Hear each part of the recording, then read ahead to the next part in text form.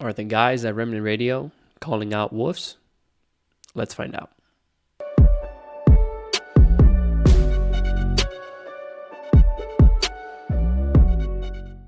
Hey guys, my name is Angel Dominich. Welcome back to Reforming Charismatic.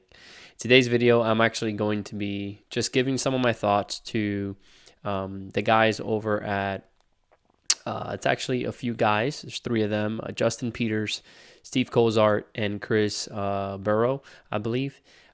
They did a response to the guys over at Remnant Radio, mainly Joshua Lewis, as he put out, a couple weeks ago, he put out a video calling all charismatic pastors to stand up and to protect the sheep and to call out wolves and to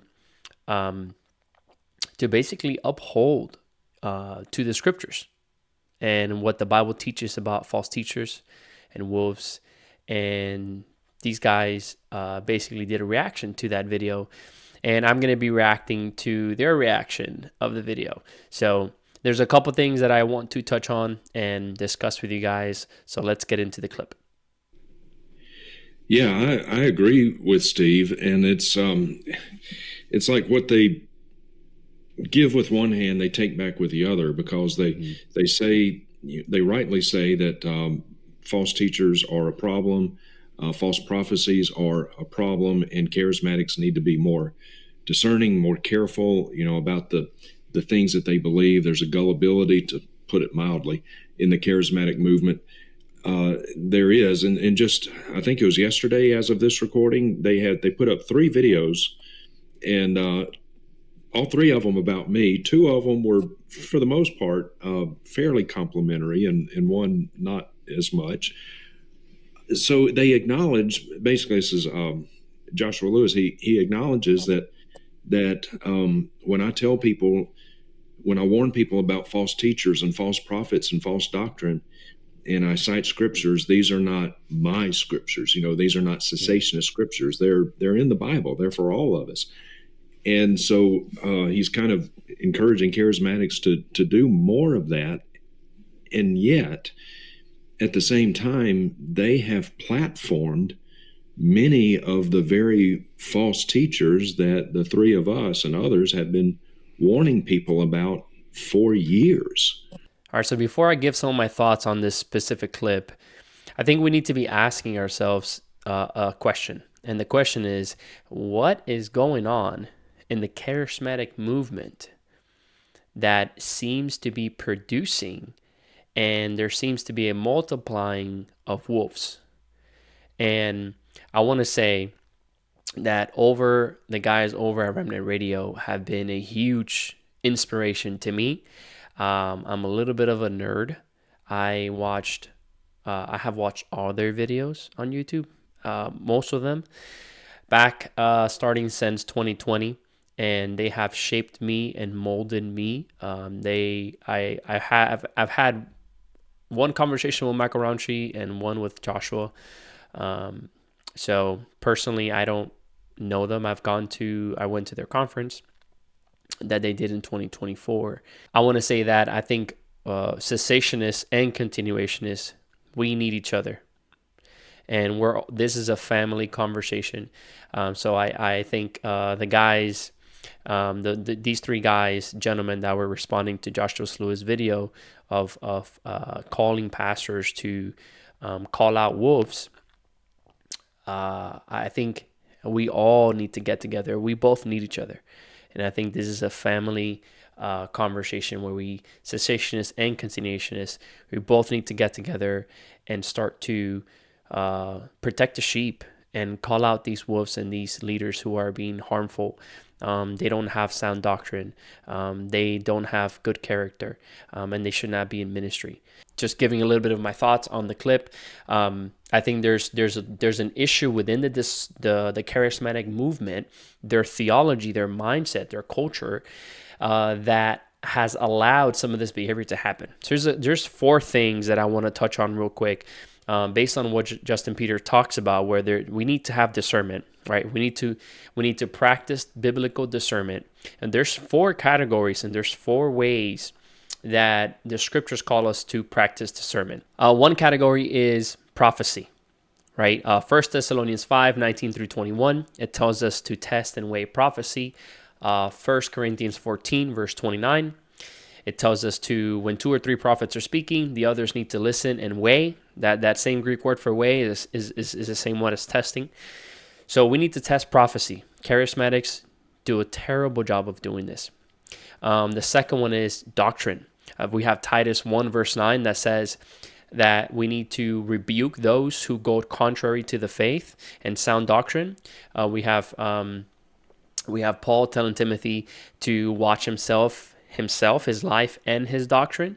We have 1 Timothy 1, verse 3, that urges us, Paul commands Timothy to charge others to not teach a different doctrine, and to stick to the doctrine. I think it's 1 Timothy 6, verse 3, I believe, where Paul tells Timothy to ensure that they're teaching the doctrine given by Jesus and by the apostles. That is a doctrine that has been entrusted to Timothy, and he is to guard and protect. So again, we have prophecy. We need to discern biblically prophecy.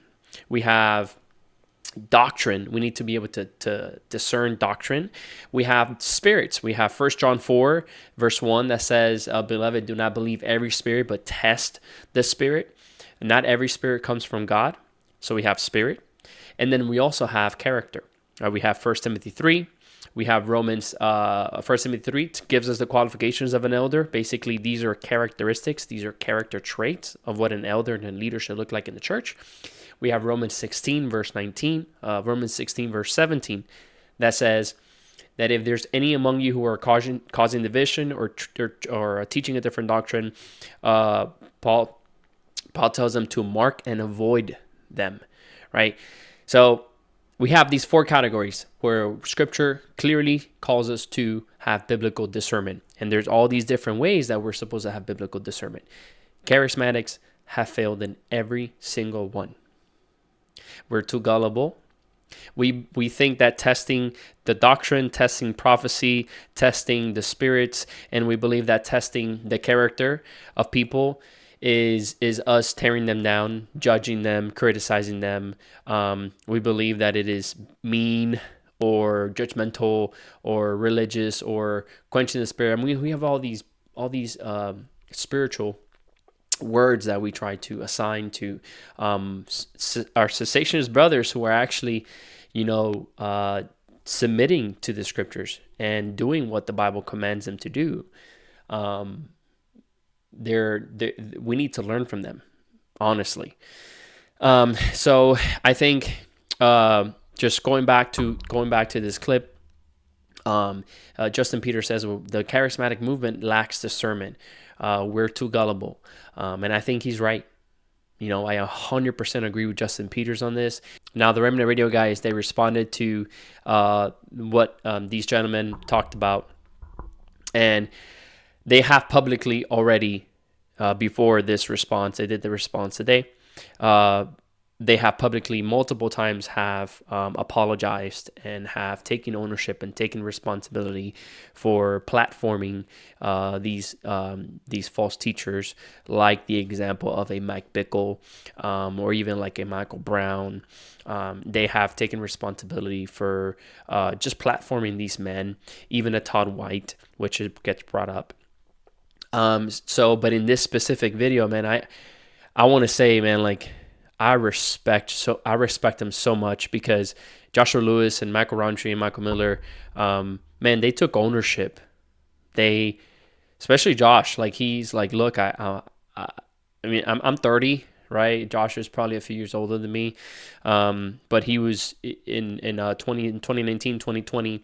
They started to test prophecies that were given every single year, and during this time, they interviewed Todd White, and they realized that they were not hard enough on Todd White, and they were, in a sense, spoon-feeding him, answers on the divinity of Jesus and who Jesus is, and not to get into that whole thing, but Todd White struggled to give sound doctrine explanation of Jesus being fully God, fully man. Right? John 1 says that in the beginning was the Word, that's Jesus. He was with God, God the Father. They dwelled co-equally, co-eternally, and he incarnated. He took on flesh. So he took on the limitation of humanity by taking on a human body, but he did not lay down his divinity. Right? He was fully man while still being fully God. Right? Jesus has a dual nature. He has a human nature and he has a divine nature. Hebrews 1 talks about the divinity of Christ and how through him, everything was created. Right? So Jesus is God. He is creator. He's not just a man, but he is a man. He took on flesh. So,